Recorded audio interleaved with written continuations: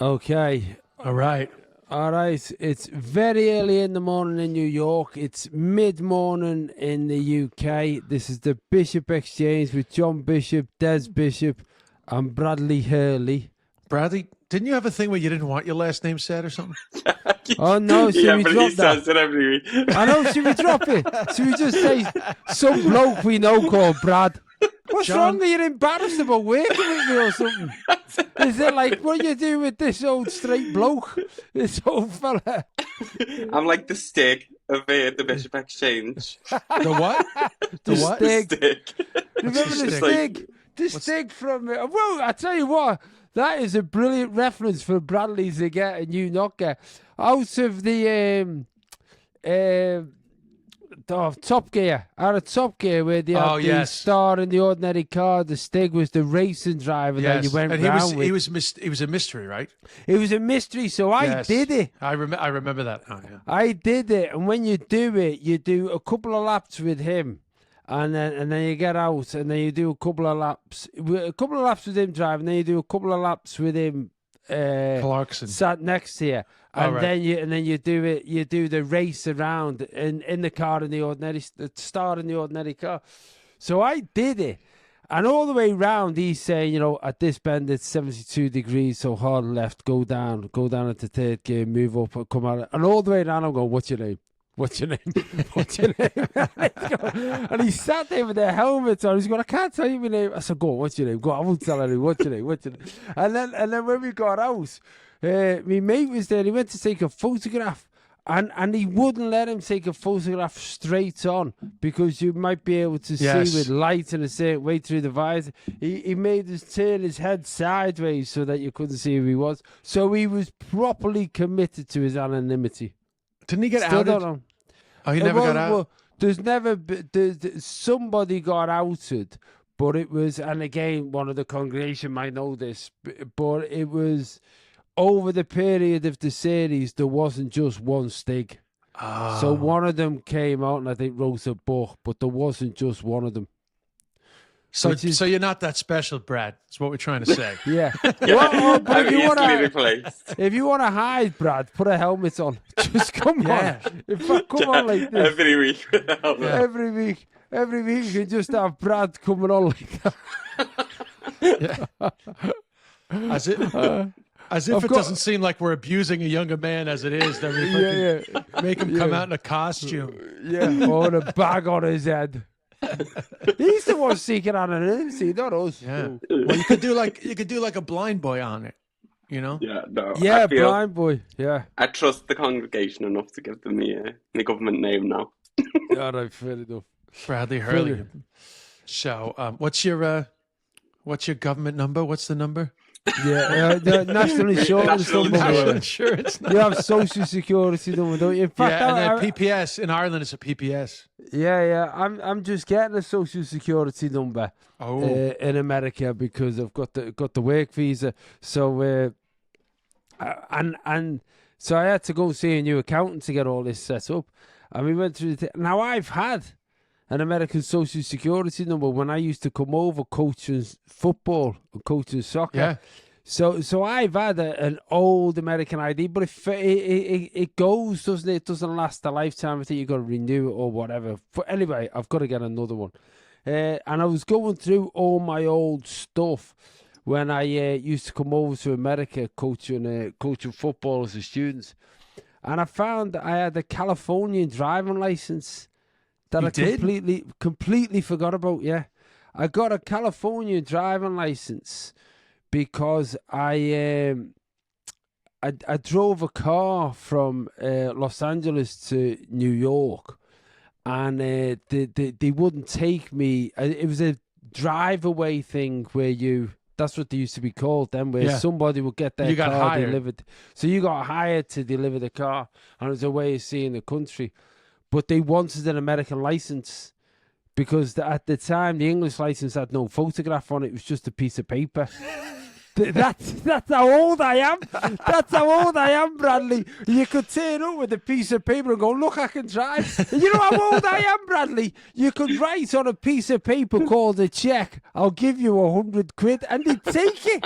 You'd take that as payment. Just your little signature sign with a quill. So I took it. So I had this license that I've got upstairs, which is quite cool. Really a cool thing to remember. Because I remember the driving lesson as well. The driving test. I took no lessons. I just went straight to the test centre and took the test. It was outside of Sacramento. And honest to God, I'm not even sure we were on the road. I think we just drove through some cones, parked it, went forward and backwards. We went, that'll do. You can have it. Yeah. The American test is easy compared to the Irish test. Oh, my God. And Hannah, Well, in the American test, you don't get stuck behind a tractor very often, do you? Well, John, there's a little bit of anti-Irish sentiment in that. That's not anti-Irish sentiment. It's I did the test. countryside. I did the test in Dublin. Okay, there's cities in Ireland too, just so you know. All right, but anyway, Hannah, do you know that Hannah had her driver's license, let it expire for more than 2 years, and if you let it expire for more than 2 years, you have to retake the test. And when she retook the test, she failed. No. So Hannah still doesn't have a driver's license. No. Yeah. So Hannah still doesn't have a driver. Which, by the way, you know that my dad, I'm literally became my mother. You know when people say you become your father? I've become my mother because, my dad never had a driver's license. You know what? I was just thinking about it. You mentioned this the other day about him not having a driving license. Oh, I did? For some reason. Old material. Or you've said it to me. But I was just thinking there about Hannah. And you the life that you can lead in the States if you're based in a city like New York, is you actually can live your whole life and not need to drive. Yeah, well, that's what my dad did. My dad went from London to New York, though. So it was just until he moved to Queens when he was he was 40 years old when I was born. He was 39 when I was born. That was the first time where he would have even thought about having a car. But by the time you're 40, it's really hard to get into the mindset of now I'm going to do this thing. You're pretty set in your ways. Do you think so? Well, I'm basing it on my dad. I mean, can you imagine being 40 and suddenly being like, now I'm going to drive? It's hard to fathom because driving just seems so second nature to you. But by the time you're 40, like old dog, new tricks and all that, like it's pretty nerve wracking if you're fucking never driven. Why is that so funny?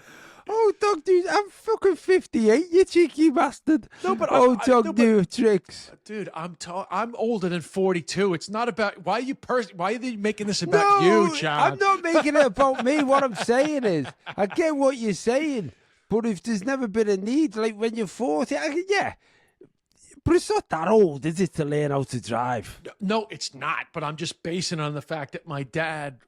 I do think you'd be surprised how much less adventurous you are with stuff by the time that you're 40. And don't forget, you're in New York, Yeah. You're in like one of the toughest places in the world to drive. And he never did it. I mean, that's the truth. I gave him a driving lesson when he was older once. And he was like, oh my God. What was that like? Oh my God, I'm driving. That must have been weird doing a driving lesson with your dad when you're teaching him. Yeah, I should have fucking gave it back to him because when I was learning how to drive, sometimes he was in the car and he'd be like, he'd be like all uptight, like, it doesn't. Yeah. Then he was driving. I was like, yeah, remember all the fucking times you acted like I didn't know what I was doing? You fucking idiot. But anyway, it was funny. That's just a funny thing to do. It was just funny. He was just like, oh my God, I'm driving. I think he was already retired. Yeah. But anyway, he never. And my aunt Peggy, still to this day, she can't drive, never drove. But Uber changed the game. That's the thing. If Uber was around, if my dad died having never used a cell phone. Towards the end of his life, we got him a cell phone, but he never used it. I never called my dad on his cell phone. Yeah. He died in 2011. And I had a cell phone since 1996. I never phoned my father on a cell phone. My dad is still the only person I phone on a landline. Yeah. I just thought of that then when you said it. He's literally the only person. And then what happens if he doesn't answer the landline I phone his mobile, and then when it doesn't answer that, I phone his landline again, and he ends up picking it up out of breath, going, "For Christ's sake, pick one. Which phone? Pick one. Give me a minute to find them." He's doing shuttle sprints back and forth between phones. Yeah. So had my dad been able to figure out how to use an app, I think that Uber would have changed the game, because Uber has changed the game for my aunt. That's one thing. I love complaining about Uber, and I think they rip off their drivers. And, there's a lot of things about the tech industry that are annoying. But for people outside of the big cities, the ability to just order an Uber definitely has been a game changer. Yeah, well, talking about the tech industry, there was a big thing that's breaking over there about. In fact, I was just talking to someone about it this morning. Elton John is leading the discussion on the fact that the government here have suggested that they might allow tech companies to use material that's been generated by the creative industries, so that AI can upload all of your stuff, all of my stuff, and just go, give me a comedy set that's 10 minutes long like Des Bishop, or write a song a little bit like Elton John. And he's going. He did this thing on the BBC on Sunday, on an interview, just going like they have no idea they are being complete idiots. And he's somebody who supported the government coming in, the Labour government, but just saying like they are missing the point with this. If you give the tech industries this, that's it. They'll just burn through it. There'll be no place for people to create stuff, because they'll just nick it. Yeah, that's the thing about AI that's frightening, because I've noticed already that AI has gotten better at comedy since AI first started becoming a thing, like 2 years ago? And then I cracked into ChatGPT, write jokes in the style of Des Bishop, and they were terrible, but they've gotten better. When you say they were terrible, you did say in the style of Des Bishop. No,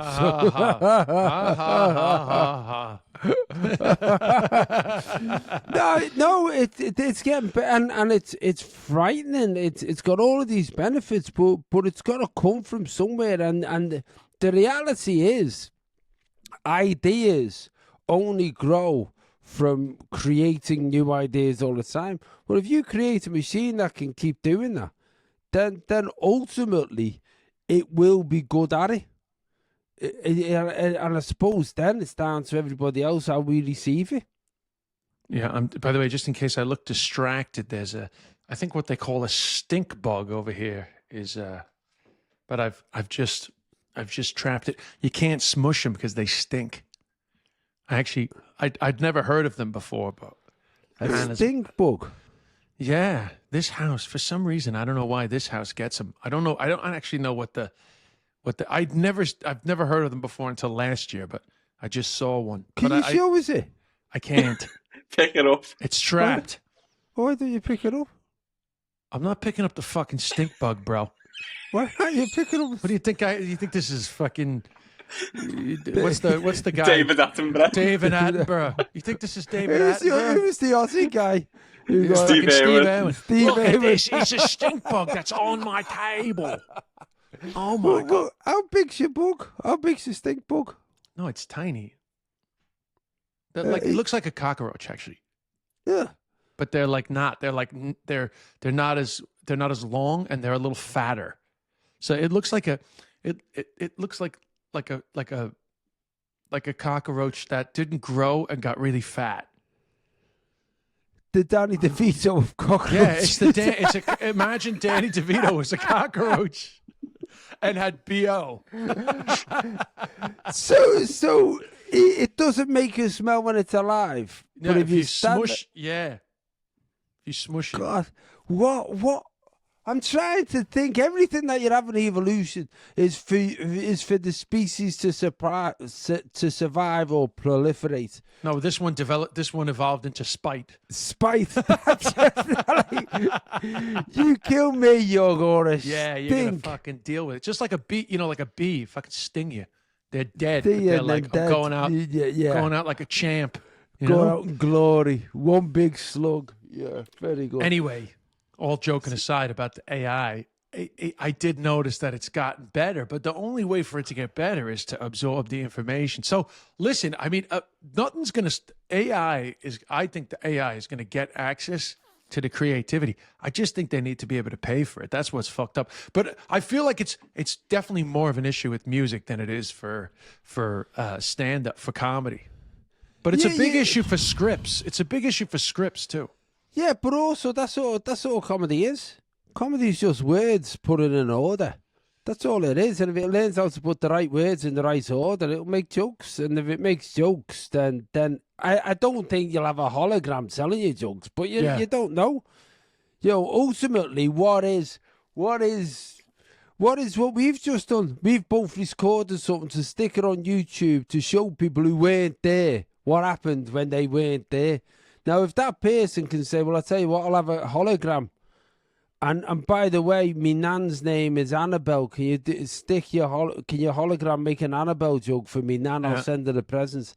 And next thing you know, you've got to have next thing you know, you have. base. Can we have Des Bishop and John Bishop holograms having a homosexual love affair? That's the problem with AI. That's the problem with AI. That wasn't what I was thinking. Well, no, but I'm just saying that's the. I'm thinking No, 'cause Terminator. can you have her talk about Annabelle? Right. Next thing you know, they could if the hologram can do whatever you want, it could be pretty nefarious. Yeah, but that's what you went to straight away. Me and you having a Brad, gay love affair. what were you thinking? You took the words out of my mouth. But I don't think, like, you can't replace the human connection. Like, I think that's AI could make a good Britney song, but I wouldn't listen to it because it's not Britney. You know what I mean? I just don't think people would care about the output enough, knowing that it was fake. Like, I think what people connect to is. But the danger is not that. It's the danger is if it is Britney, if AI writes a song and someone presents it to Britney Spears and says, "Look, this will be a hit." Why would Britney not sing it? And if Britney sings it, then it is Britney. And that's the thing. That when we're talking about creativity, if like I'm doing a tour in October, I've got to start thinking about it. I'll start doing some gigs in September, August. You know, it's hard work pulling a tour together. But if I was to say to ChatGPT, "Can you knock up my tour?" and then am I cheating? Is that wrong? Well, yeah. And then all of a sudden, I don't know because I haven't been the seed of the creativity. The machine has, and as soon as the machine becomes the seed, everyone sees the result. Everyone sees the tree that's grown from the seed, but it's the seed that's the most important thing. And what we're doing is we're giving the starting point to a machine, and we're all looking at the end of it saying, we've done really well, we've got this lovely end, and we got there quicker. But what you've done is you're going to lose the knowledge. You're going to lose the ability to have that seed yourself. And throughout human history, though, that's been the most important thing about us. And then what happens if you're then not contributing to the process? If you're not contributing to the process, you're not telling me I won't go. There's no point in having these around. Wow, John, you went right to 2001 Space Odyssey right there. Yeah, you went right to me and you bumming in a shower. What? I didn't talk about a shower, John. Stop directing the scene. Why are you directing the scene? I'm not directing the scene. You gave me the plot line. Well, no, but here's the crazy thing is that it's funny, you went to hologram, which makes it sound a bit like... Sorry, I don't think I've ever sounded more like a middle-aged man than the word bumming. Bumming in a shower. I mean, jeez. John, you broke a window with that squeal. Brad, did you hear that It was squeal? so high-pitched. only mosquitoes could hear that noise. I bet you that bug just fell over. You killed it stinks in here. You killed a fucking stink bug. Like a fucking dentist. That was like one of those dentists, they clean your teeth with fucking noise with a high-pitched thing. Jesus Christ. Your inner 6-year-old frightened girl came out there, John. That's how afraid you are bumming in the shower. So anyway, no, but it's funny you mentioned about a hologram because that makes it sound a bit like futuristic. But the crazy thing is that in video, which so much of our industry already is, like if ChatGPT can do a good version of Des Bishop's comedy, it's very easy already for somebody to do a video of Des Bishop in a comedy club, AI, and people will find it hard to tell the difference. What have you seen these baby things? These baby faces. So like you've got like I've seen it with Roy Keane. Roy Keane's been turned into a baby, and he's just saying the words that Roy Keane said, but it's funny because it's a baby's face. That's AI. I've been to see ABBA twice at the hologram of ABBA in London. That's on Pudding Lane. They've got this ABBA arena and this ABBA show. And it's holograms. Well, it looks like holograms. It's actually lights. So one of the guys who did it said to me, it's lasers light, but it creates a hologram, which I suppose that's what a hologram is.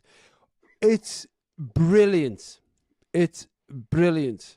You know what would make it better?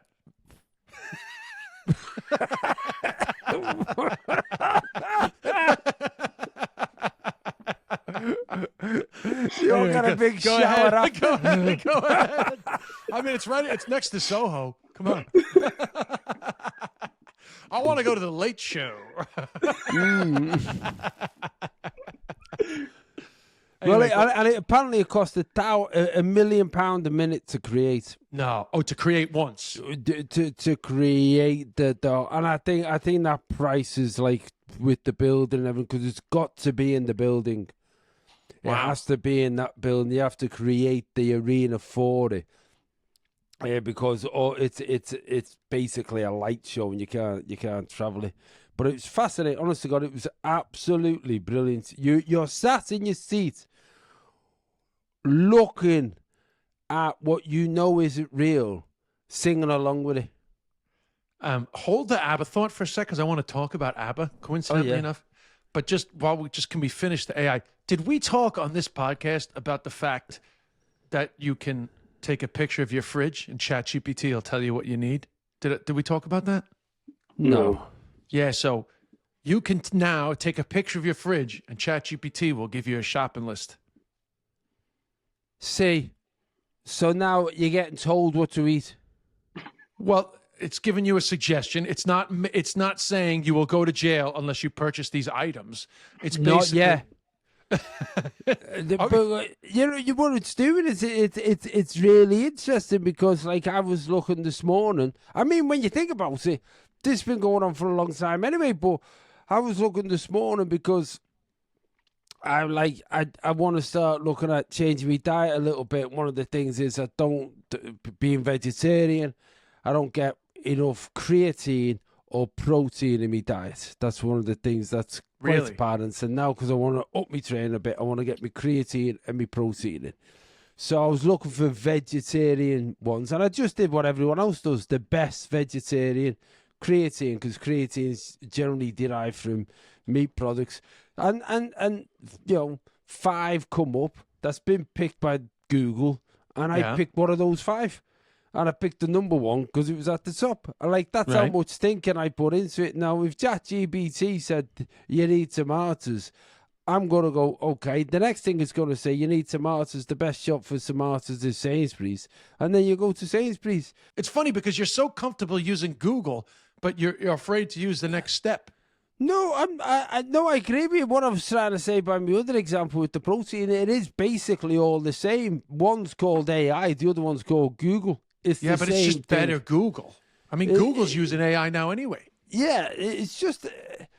I mean, I just don't know why you had this immediate resistance to the picture thing. Well, Well, because, all right, then what if it says You've had an immediate resistance. I want to point something out. You've had an immediate resistance to AI since episode 2 of this podcast. I brought an awesome AI song. You immediately resisted. Like, no, we're going to get a human. And it's been 3 fucking months and we still don't have a song. It's been 3 months and we still don't have a song. I've had my cousin doing a song for a fucking month. I was like, hey, do you know that in 30 seconds, the Sunu app gave me a great fucking song. I know, but I wanted the creative process that Bella's going through. Yeah, I know. exactly. So the other thing, I know, you're right. I said I was going to sort a song. I've just been too busy filling my fridge. Yeah. And all you had to do is take a picture. So here's the thing. Fucking take a picture. ChatGPT tells fucking whatever the delivery service is near you. And fucking 2 hours later, you have your fucking food. You haven't put any thought into it, which gives you a lot of free time to fucking develop your jokes. Very good. Very good. Which ChatGPT can say. Yeah. No, listen, it is what it is. We are moving quickly towards something, whatever it is. That's for sure. And I 100% agree with Elton John. Because let's face it, there's been a lot of the disruption in tech that wasn't regulated in time. Yeah. And the developments have been great, but had there been better regulation, certainly some people's livelihoods would have been protected. And I think, particularly around social media, we've talked about it a lot, I just think people would be better protected. Their data would have been protected. Like basically, this is round 2 of data protection that we didn't get right the first time. We've spent the last decade trying to catch up, you know, and that's even I'm not going to get political, but that's even the battle between the US and the EU, because the EU is actually quite a bit better at data protection. America isn't. And all these tech companies, one of the reasons why they hate the fucking EU so much is because EU does the GDPR. Like the EU has stayed firm to protecting data, whereas America's just like, do what you fucking want.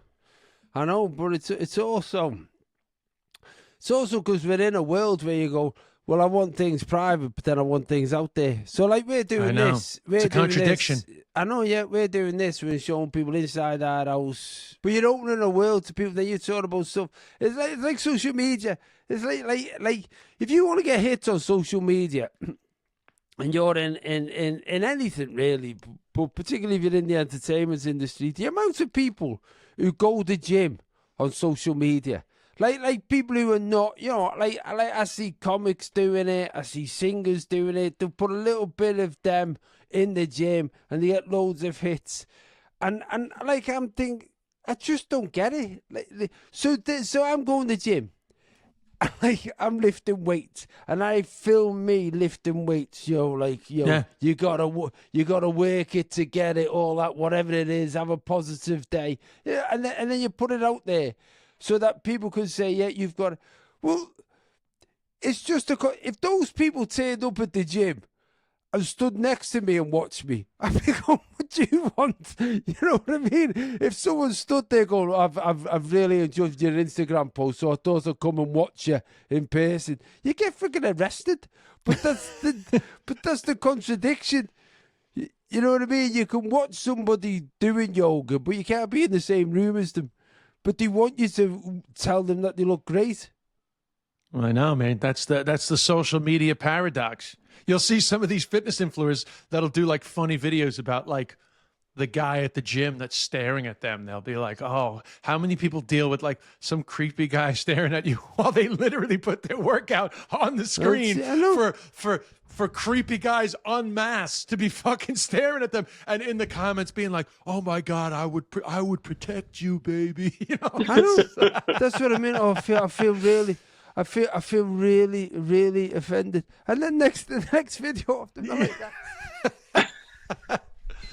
John, what? You have an envelope in your back pocket, John. Yeah. You have a paper check.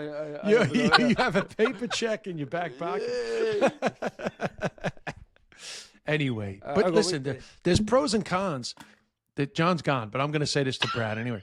There's pros and cons to. I didn't know you were coming. Oh, somebody's at the door. I'll wait. I'm just doing my podcast. I didn't know. Oh, you do your thing. I'll chat to you a bit. Come and say hello. Oh, we got a visitor. I'm here. Hiya, lads. Oh, hey. How you doing? He dogs can't hear us. He can't hear us. can't hear us. No. They were just saying how you doing. Yeah. All right. Yeah, I'd take the dogs out, Luke. No. I thought I had the house to myself, and Luke's been staying in London, and the dogs ran out, and I heard footsteps in the house. And we're talking about weirdos from social media coming to see if the world's real. So that's why I went out to see him. So sorry about that. No problem. No, what I was going to say was it's kind of like it's the good and the bad, right? Because I actually think because of the pressure of social media, fitness-wise, I think young people drink less. That's like a fact. Yeah. And like I think in general they're more aware of their body image. But on the flip side, the pressure then to have like unrealistic, body is actually greater. So do you know Ben Shepherd? I don't. Ben Shepherd, he's a presenter in the UK, and I've known Ben for a while, and he's a good lad. He's always been, doing fitness and training and all that stuff. But he's just done the cover of Men's Health over here because he's turning 50. Right. So he's done that Topless shot. Yeah. This Yeah, is of what course. 50 Men's looks Health. like. Yeah. And he looks fantastic. And so I sent him a message saying, like, put a shirt on for Christ's sake. Yeah. And he was saying, like, he's been training towards it, and it's been a good goal. He said, if you're going to have a topless photo shoot on a magazine, it's a goal to aim for. But it's like, to me, it's like that thing we were talking about last week with Ollie. Ollie's done it because he's going on a tour. You see fighters doing it, where they're aiming for something. Yeah. But once you get past that something, you've got the rest of your life. Yeah. And to me, these unrealistic aspirations that's being placed on people, or this is what you look like on the best possible day with the best possible light and the best possible camera angles and the best possible makeup and all of that.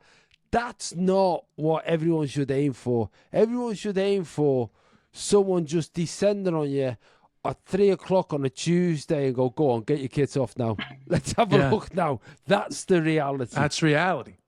You can't always have good lighting. So, but the reality of knowing that you're going to have your top off in public is so motivating. So years ago, there was a series on BBC. Now, I haven't done a ton of acting, but I got a couple of lines in this thing called Any Time Now, which was like an Irish-based comedy that was on BBC. And I got cast as like a one-night stand for a character played by Angeline Ball. I don't know if you remember her. She's the blonde one from The Commitments. Oh, yeah. Great actress. Great And, actress. I'm good looking, yeah. Yeah, she was the hot one in The Commitments, I She think was. that's not unacceptable to say. No, I watched The Commitments again only about 3 weeks ago. Yes, if don't forget, anyone I was like a hasn't seen 14. I was like a 14-year-old boy watching The Commitments, being like, "That I'm getting the hot one from The Commitments." You're getting the hot one. Honestly, like anyone who hasn't seen The Commitments, watch it. I wonder, does it hold up? Yeah. Well, it does. I watched it, as I say, literally about 3 weeks ago. Honestly, it's about Dublin at that time. It's about how they created One Direction. And, and it's just, I just thought it was great. It introduced you to a whole different set of music, introduced you to the Irish scene at that time. It's brilliant. It's brilliant. Anyway, go on, tell us. And Glenn Hansard is in it, who would later win an Oscar for his song From Once. Anyway, so they say that you get your kid off. So I was fucking training like a lunatic leading up to it. And I was ripped. And then when it came to the scene, they were like, nah, you guys can just roll around a little bit on the bed and then we'll just cut. And then the joke was the next scene is me sort of sneaking out and like trying to like not wake her up as I try to get out of her apartment. So it's kind of a letdown. So I've never gotten my kid off on TV, but there is a shot of me with no shirt on after Dancing with the Stars. So I'm on the cover of the Irish Independent like magazine with my top off. And I have to say, I'm pretty good shape. I'm no Joel Dommett.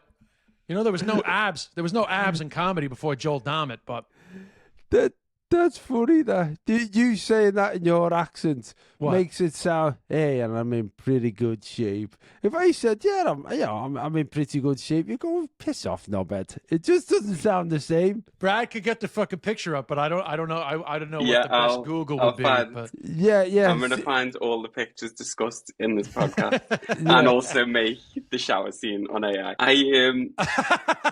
Yeah, the shower scene.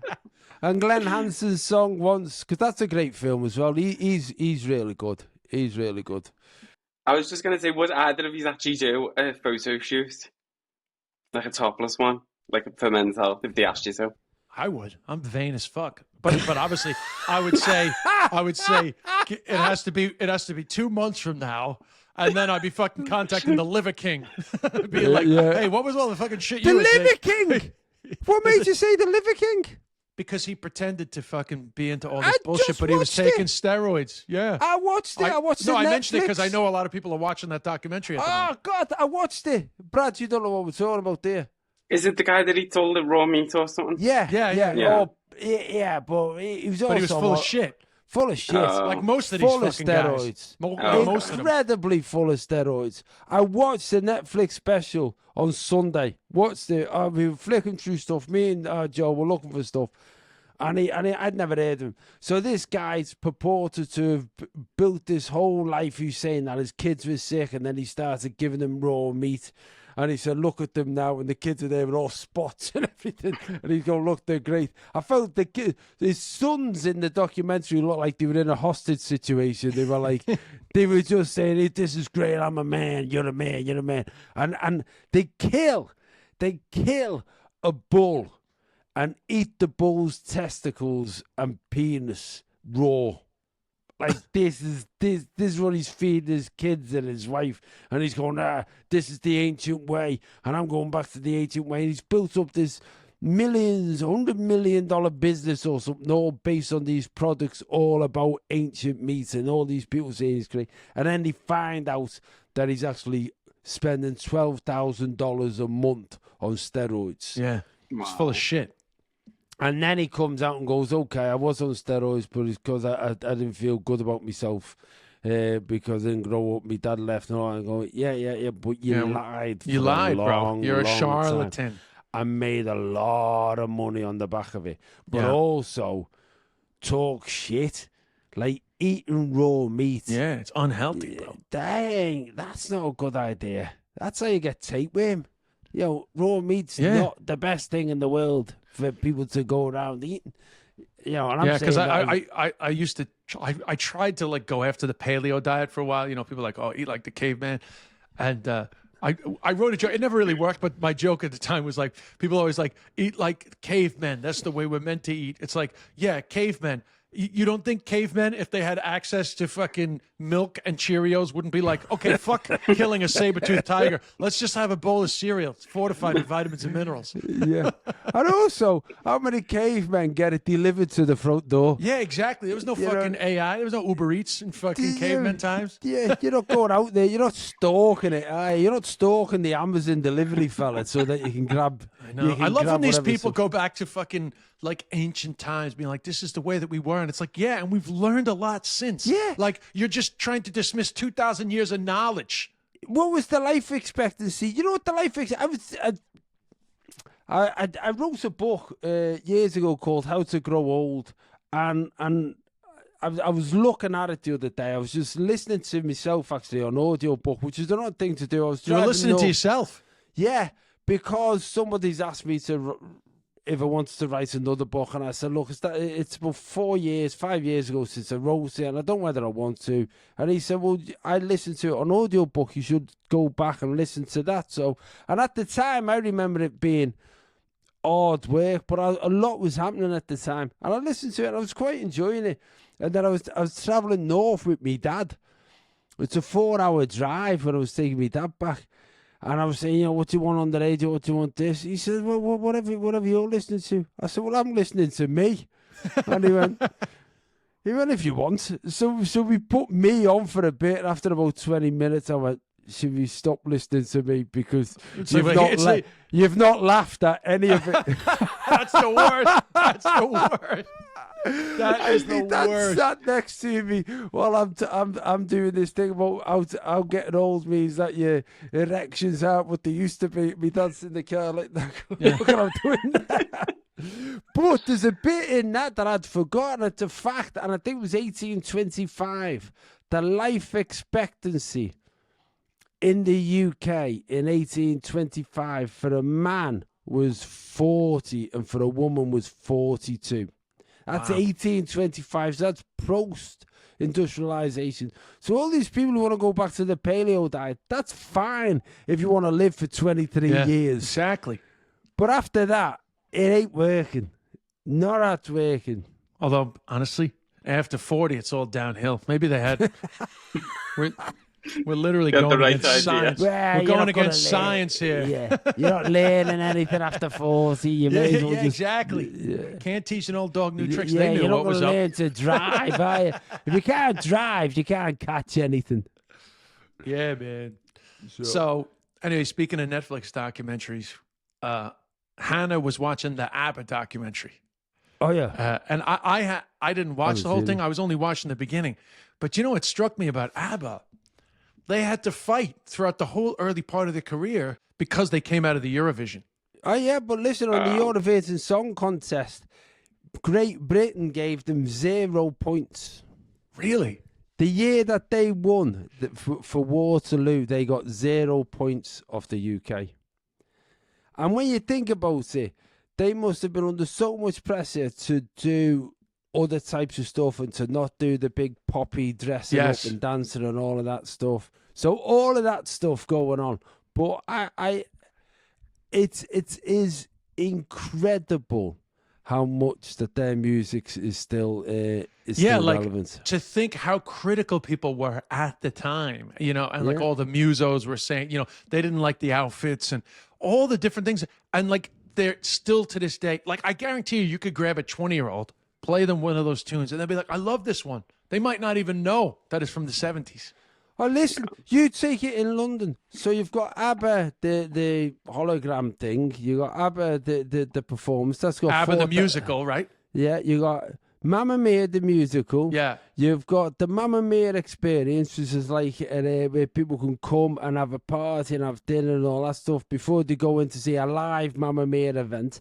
So I was talking to somebody about it the other week and saying like ABBA on certain nights in London on a regular basis are getting 20,000 people attending something related to ABBA. Yeah. That's mental for a band that broke up 30 years ago. But it just goes to show that like when the mob turns on you, that does not necessarily mean that they are right. Yeah. Like history has shown that those people were wrong for whatever reason. They decided this was naff. Luckily, the proof was in the pudding because the masses loved ABBA and they just ignored, kept buying the songs. They ignored the fucking snobbery. Thank God. Yeah. What do you think? So there's this movement in like the early 2000s called Poptimism, which is like a movement against rockism, where like critical music establishments just don't take music seriously unless it has like rockist elements like guitars and stuff like that. Interesting. Well, yeah, it's funny. It's like Beyonce. Beyonce gets nowhere until she does a country album. Yeah. Well, I mean, she didn't get nowhere. Yeah, but what I mean is she didn't get the recognition. Yes. Yeah. So, right. Okay. So listen, well, it's time to wrap up in it because I've got to go. I've got to go and buy some tiles. We have one voice note that I thought it might be good to go out on. All right, play it quick there. We'll leave on the congregation. Yeah. Hello, Des. Hello, Bradley. Hello, John. My name is Anita, and my question is, what celebrity would each of you like to have a meet and greet with that you haven't ever met, and why? I ask this because John and Bradley, I met you last year at the Galway show with my then 92, now 93-year-old mother, Frances, who became a bit of a celebrity herself after that encounter. She's had dementia for years, but every time she hears me listening to the podcast, she asks, "Is that John Bishop on the radio? Is he coming to Galway?" And I tell her we saw and met you last year, and then I show her the photo with you, and she's delighted. So thank you for that, John. Oh, that's nice. That's lovely. That's If lovely. anyone hasn't seen that, Bradley could maybe put the clip up when I met Frances. It was really, really nice that she wanted to come to comedy and wanted to come and sit at the front. It was great, lovely. So celebrity, right? I'll have to have a think about it. I want to meet Roy Keane. Yeah, I'm trying to think of who I haven't met. So Roy Keane's a good one. You probably met him, did you? Yeah. Yeah, I've never met Roy Keane. I feel like I'd be, you know, the way like some people like whatever, but I feel like I'd be nervous around Roy Keane because I'd be desperate for him to like me. Yeah. Everyone's which I feel like is the worst energy to bring to Roy Keane. I feel like I tell you, like I tell you what happened. I met him when we were doing Soccer Aid. So Soccer Aid is a game that takes place in the UK, where they have English ex-pros and celebrities playing against old international ex-pros and celebrities, and it's like a big thing. It's on TV. It's at Man United. You play in front of 70,000 people. It's a massive thing, and the level of international football that they get are off the scale. You know, Ronaldo, the second Ronaldo, just off the scale. You know, it's brilliant. Roy Keane was playing. So what happens? A lot of the international ones, they all come in. So you stay in a hotel in London and you train at one of the clubs in London. We were training at Fulham, and you would train in your group. So the international players would go to the training pitch in the morning on their coach, and then the England squad would go and train. And it's full setup. It's as close to what it must be like being a professional footballer, an international professional footballer, as you like. But then we're all having dinner in the hotel. And the England lads obviously all know each other. And the foreign players can be a whole raft of players from all over the world. And then a few foreign celebrities. So like we've had Mike Myers and Will... Will's name's got Ferrell. Yeah, Will Ferrell and you know, people like that have played, and as well as the Scottish lads. Anyway, we're there. The English lads are on the table. It's post lunch or whatever, and we're just having a crack, having a laugh. And Roy Keane is sat on the international table on his own. Nobody else has arrived, or they've already left, or whatever, and he's just on his own. And we're you said come there. to the England table? Yeah.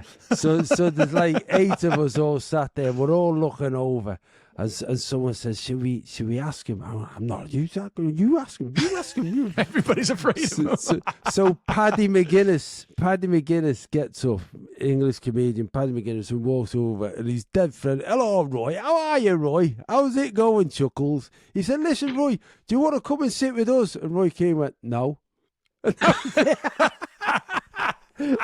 Just no. And Paddy went, "Oh, all right, Roy."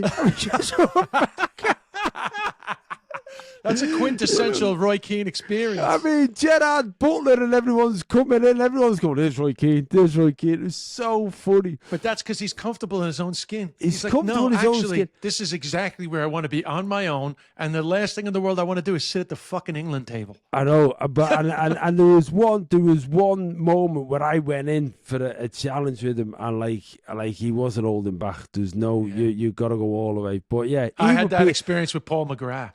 Yeah. They're another level. The intensity, even like later on, is crazy. By the way, just a funny aside, my brother, as you know, he was a good footballer. Yeah. And, not that long ago, maybe just before the pandemic, or maybe but I think just before the pandemic, there was like a fundraiser where it was like Premier stars of yesteryear versus some like New York all-star team. And I'm pretty sure it was Wes Brown. Wes Brown fucking took my brother out with a fucking dirty tackle. It was just like, my brother, like, I turned around and like, it was like fucking Wes Brown. What the fuck? Like, how did this happen? And why do you give a fuck? It's like, this is such I know. a non-point. Why do you care? I know. I had it in that game. I was playing, and what was his name? The Chelsea forward. Shevchenko. Shevchenko, that's it. Yeah. Sinnes. So we'll cut that bit where I didn't know. So yeah. So Andrei Shevchenko, one of the most he's won the Champions League. He's a massive player. I'm marking Andrei Shevchenko. Wow. Let down for Chelsea. Let down for Chelsea. Let down for Chelsea. Yeah. But, and let down for AC Milan when people Liverpool won the Champions League off them. Anyway, leaving that aside, I'm marking him off a throw-in, right? And the ball throws him, and he dives to get a free kick. And he gets this free kick, and I just looked at him. I said, "I'm a comedian. Why are you diving to get a free kick off a comedian?" So let me close out on this story. Unless you want to say you're a celebrity, but you've mentioned so many. No, sorry. I'd say it would be for me, and quite standard really for a man of my age. Robert De Niro or Bruce Springsteen. In the news at the moment, Bruce Springsteen. Yeah. Well, I think he's stood his ground, hasn't he? And he said what he's got to say. But I'm going to see him in a couple of weeks, and I'd like both of them. I think would be, if they're on good form, you will come away knowing more about the world. I agree. Because other people I'd like to spend more time with, but I've already met them, like Paul McCartney and stuff like that. I've met them in passing, but those two will be on my list 100%. So I'll tell you a funny story about Hannah meeting Ed Sheeran very recently. Oh, saw it recently, yeah? So she goes in. Now, I've met Ed Sheeran once because I was with you. I don't know if you remember, in a bar in New York City. We went and played pool with him, yeah. Yeah, with Brent Berry. And by the way, he was super cool and insanely interested in comedy. Just wanted to talk about the different comics and everything. But he knew you. He didn't know me, which is fine. So anyway, Hannah goes to interview him about 2 weeks ago. And she says, "Oh, actually, my husband met you once, comedian Des Bishop." And he was like, "Oh, he didn't know me." And then she goes, "He was with John Bishop." He goes, "Oh, yeah, I know John."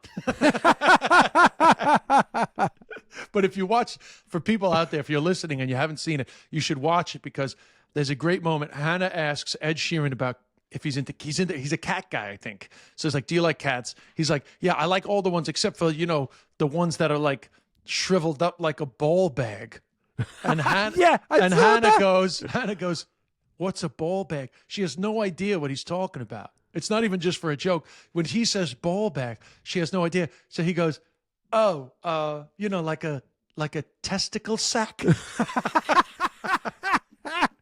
It's brilliant. It's such a great moment to have to watch Ed Sheeran try to explain what a ball bag is. So anyway, check that out. That's the best way. We started on our potential gay relationship and we'll end it on a ball bag. That's ball perfect. bag, baby. Anyway, thanks everybody. Have a good week.